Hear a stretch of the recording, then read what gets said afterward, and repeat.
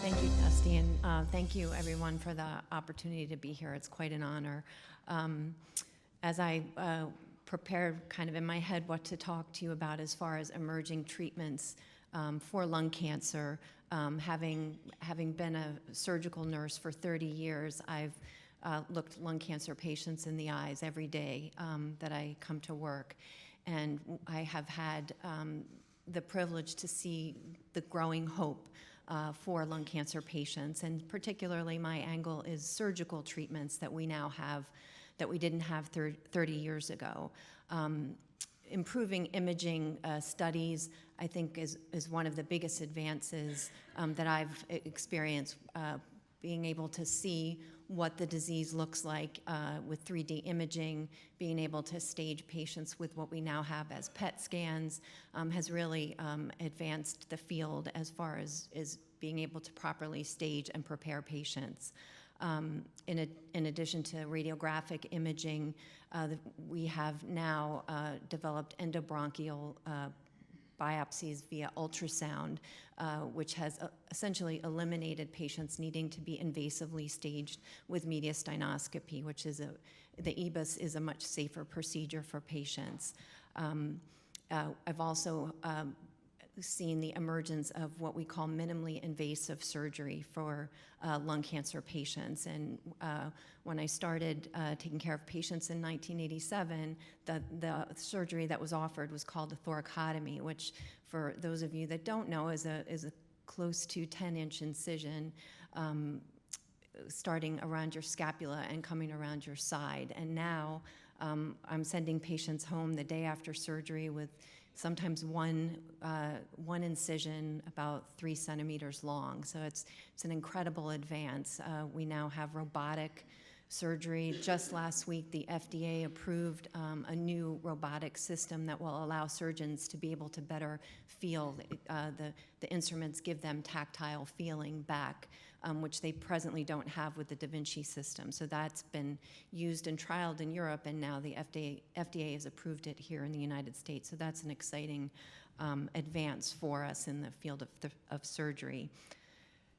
As I said, we used to have what I called maximally invasive surgery, and we also had poor pain control.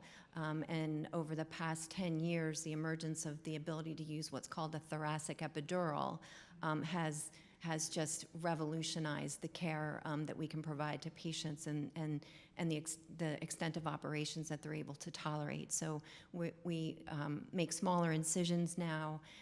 We have better planning with the imaging, and we're able to take care of patients and control their pain acutely and then long term.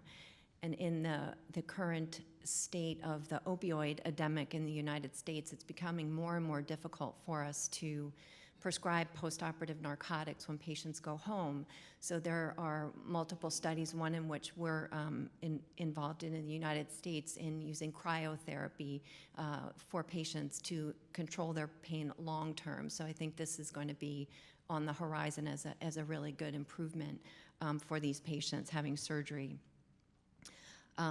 All of these improvements have allowed us to offer surgery to high-risk patients that present to us with early-stage lung cancer, patients with advanced COPD, patients with chronic pain, patients with cardiac issues that would not necessarily tolerate general anesthesia and a large operation and prolonged hospital stay.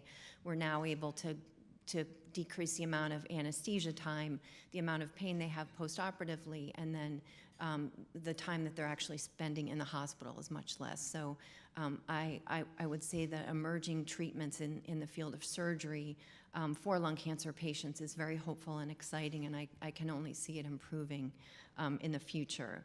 Another change that I've seen for patients, caring for patients, is the emergence and the critical role that the multidisciplinary team plays for lung cancer patients. I think it's emerging that not only in big academic centers, but in small community hospitals, that patients are being cared for by teams of specialists in lung cancer. So medical oncologists, radiation oncologists, surgeons, nurses, social workers, nutritionists, physical therapists, so the whole team that cares for the patients meet once a week in a multidisciplinary fashion and plan the care for patients from the time of diagnosis to the time that they're going through treatment to the unfortunate occurrence when patients recur with their disease. So I think that's something that 30 years ago we really didn't have, and now I think it makes a big difference. That on top of having nurse navigators, so someone that a patient can connect with initially and walk through their journey of their lung cancer, I think is also something that has emerged over the past probably 20 years as a very critical piece of the care patients receive when they're going through lung cancer treatment.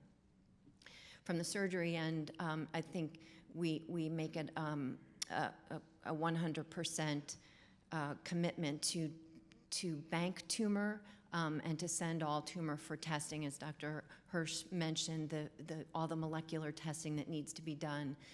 We never let a patient's tumor go into the pathology department, whether it's for biopsy or resection, without making sure that testing is being done, that the tumor is being banked for further testing. So I think it's important for patients to make sure their teams are doing that for them and for the greater good of all lung cancer patients and treatment development.